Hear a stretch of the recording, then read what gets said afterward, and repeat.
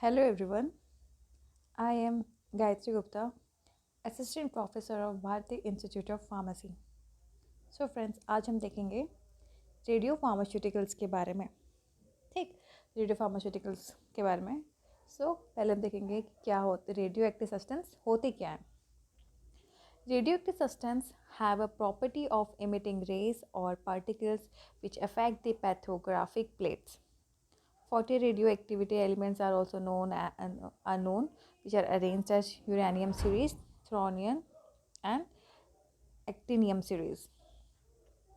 Radio active substance ऐसे substance होते हैं जो उनमें ऐसी प्रॉपर्टीज़ होती है कि वो अपने से रेस इमिट कर सकते हैं, मतलब बाहर निकाल सकते हैं।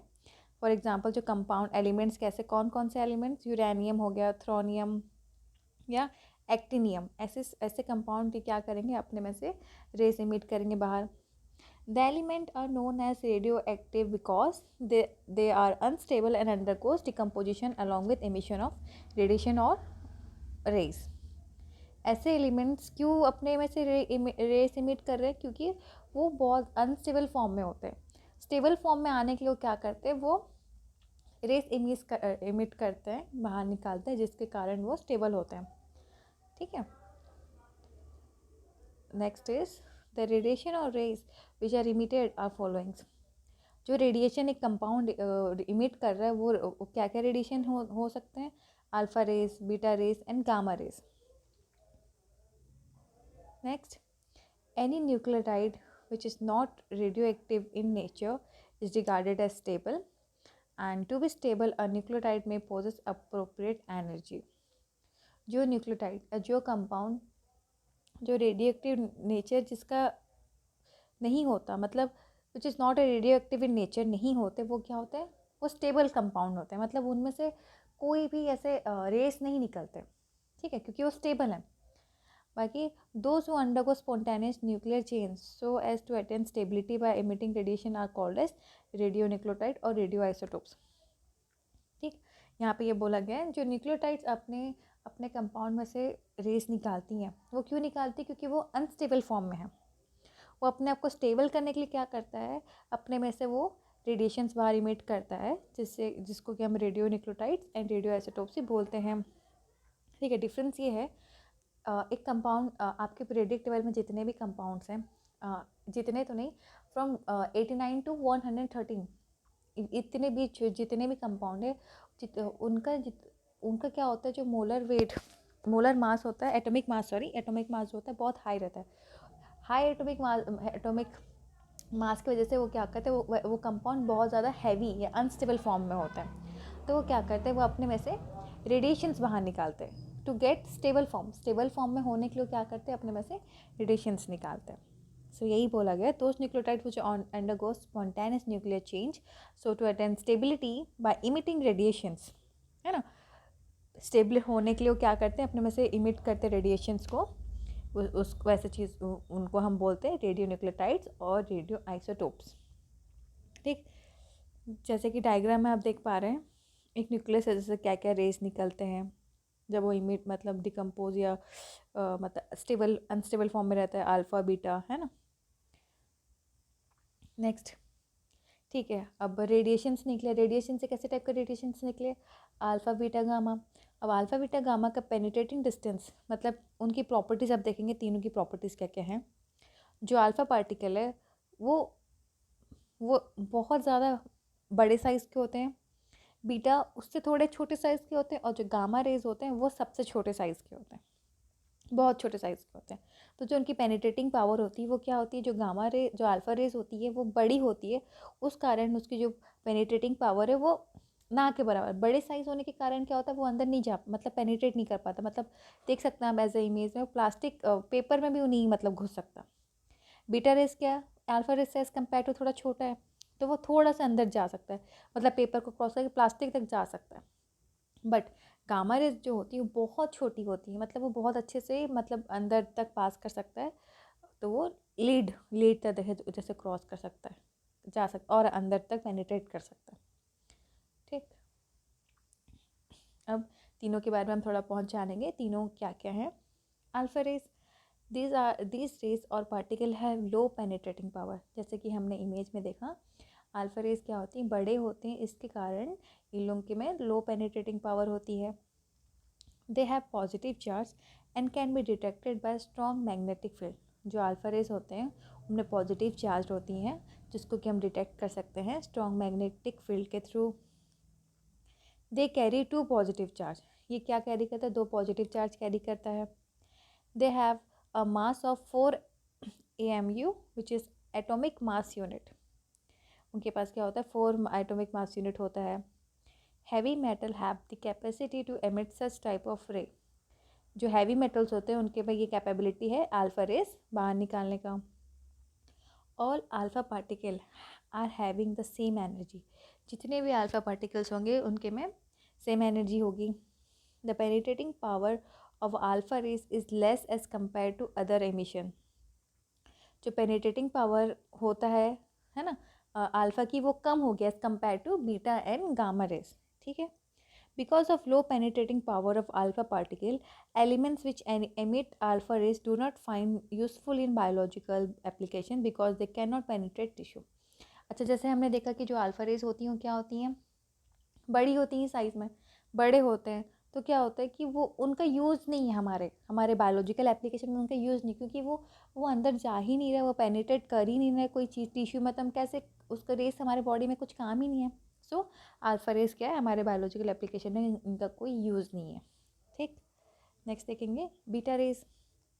बीटा रेस क्या होते हैं, दीज हैव 2 टाइप। ये 2 टाइप के होते हैं। Electrically positively charge particle which are called positrons and electrically negatively charge which are called negatrons. ठीक है, जो बीटा रेस होते हैं ये 2 टाइप के होते हैं। एक है जो पॉजिटिवली चार्ज होते हैं उसको हम पॉजिट्रॉन्स बोलते हैं, और जो नेगेटिवली चार्ज पार्टिकल्स होते हैं उसको हम नेगाट्रॉन्स बोलते हैं। ठीक, they have greater penetrating power than that of alpha rays.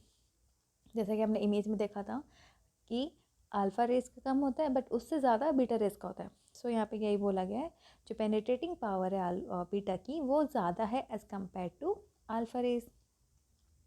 Beta particles have negligible mass. Beta particles का जो मास होता है बहुत ज़्यादा नेग्लिजिबल, मतलब थोड़ा बहुत ही होता है, नेग्लिजिबल मास होते हैं। This particle are usually complied by gamma radiation. Beta particle have less ionising power than alpha particle. जो ये बीटा पार्टिकल है वो usually complies by gamma particle radiation, and जो बीटा पार्टिकल है लेस आयोनाइजिंग पावर है than alpha particle. तो alpha particle में high ionising power है as compare to beta gamma. ठीक है, तो बीटा के में क्या लेस हुआ एज कम्पेयर टू अल्फा। ठीक, next is gamma rays. This have been more penetrating than alpha and beta, है ना। ये क्या है, गामा रेज जो है मोर पेनिट्रेटिंग पावर होता है as compare to alpha and beta. They are having the same character as that of very short electromagnetic waves called X rays. इनके में क्या है, बहुत स्मॉल कैरेक्टर होते हैं जो कि वेरी शॉर्ट इलेक्ट्रोमैग्नेटिक वेव्स होते हैं जिसको कि हम एक्सरे भी बोलते हैं। They have no mass no charge. इनके में कोई मास कोई चार्ज नहीं होता। Gamma rays are produced during disintegration of radioactive substance along with beta radiation and during the nuclear fusion। Gamma rays कब प्रोड्यूस होता है, जब एक डिग्रेडेशन होता है of radioactive substance along with beta radiation and during the nuclear fusion। जब एक radio substance degrade हो रहा है तो वहाँ से अपन को गामा रेज मिल रहा है। They are uncharged and have poor ionisation power. ये इसमें कोई चार्ज नहीं है इसलिए they are uncharged and poor ionising power. इनके में बहुत कम आयोनाइजिंग पावर होती है गामा रेज में। नेक्स्ट, इनके कुछ अल्फ़ा बीटा गामा के हम देखेंगे nature of radiation formation structure penetrating power और आयोनाइजिंग पावर इसके देखते हैं। अल्फ़ा पार्टिकल का क्या नेचर है, a helium nucleus of 2 proton and 2 neutron which is mass equals to 4, charge is 2 plus 2 charge and is expelled a high speed of from the nucleus। ये क्या है, ये हेलियम न्यूक्लियस के होते हैं जिसके में 2 प्रोटॉन और 2 न्यूट्रॉन होते हैं, जिसका मास 4 होता है, चार्ज 2 + 2 होता है और इस एक्सपेल्ड इसका expel at high speed from the nucleus, ये बहुत जल्दी बाहर निकलता है किससे, न्यूक्लियस से। सेकेंड इज बीटा, बीटा में क्या है, बीटा का क्या है, ये हाई काइनेटिक एनर्जी है बीटा में, हाई काइनेटिक एनर्जी इलेक्ट्रॉन्स उसमें होते हैं। और गामा में क्या होता है, very high frequency electromagnetic radiations where mass is zero, charge is zero, gamma emission often accompanies beta decay. ये क्या होता है, इसमें मास जीरो होते हैं, चार्ज जीरो होते हैं, गामा इमिशंस भी कम, इमिशन जो होते हैं बीटा डीके के बाद होते हैं, ठीक है। सो नेक्स्ट इसमें क्या देखेंगे हम, अल्फा पार्टिकल का penetrating power and what will be block, penetrating power देखेंगे alpha particle, beta and gamma particle का। तो पहले हमको पता ही चल गया कि जो अल्फा पार्टिकल है उनका लो पेनिट्रेशन है, जैसे कि यहाँ दिया गया है, low penetration, slowest speed, biggest mass and charge stopped by a few centimetre और him to a thin sheet. ये क्या है, इनका लो पेनिट्रेशन है, स्लो स्पीड है, बहुत है, हैवी है, तो क्या हो सकता है कि हैवी होने के कारण ये बहुत स्लोली ट्रैवल करते हैं। बिगेस्ट मास, बहुत बड़ा मास मतलब ज़्यादा होता है, एंड चार्ज्ड होते हैं, और stop by few centimetre of air and thin sheet of paper, मतलब ये थिन शीट ऑफ पेपर में भी पेनिट्रेट नहीं कर सकता, इतना बड़ा होता है, ठीक है। बीटा पार्टिकल का क्या है, moderate penetration as compare to alpha, इनके में थोड़ा ज़्यादा रहता है, तो इनका हम बोलेंगे मॉडरेट पेनिट्रेशन है। और गामा में है वेरी हाई पेनिट्रेटिंग, गामा में क्या होगा, ये बहुत अच्छे से ये हाईली पेनिट्रेटिंग है, क्योंकि ये बहुत छोटे होते हैं साइज़ पे। नेक्स्ट हम इसका देखेंगे आयोनाइजिंग पावर, किसका, अल्फ़ा बीटा गामा का। अल्फ़ा का क्या है, वेरी हाई आयोनाइजिंग पावर होती है इसकी, very high ionising power, the biggest mass and the charge of the three radiations, the biggest punch is ripping of electron from the molecule other than are formed. क्या बोला जा रहा है यहाँ पे, जो अल्फ़ा पार्टिकल है यहाँ पे बिगेस्ट हाई आयोनाइजिंग पावर होती है, जो जब biggest mass and charge of three radiation, जो बड़ा सबसे ज़्यादा बड़ा मास और चार्ज तीनों रेडिएशन का, the biggest punch is ripping of the electron from the molecule and other ion are formed. Beta particle का क्या बोला गया है, मॉडरेट आयोनाइजिंग पावर होती है, और गामा पार्टिकल का द लोएस्ट आयोनाइजिंग पावर होती है। सो ये है कुछ difference between alpha beta gamma particles के बारे में। So that's it. Thank you.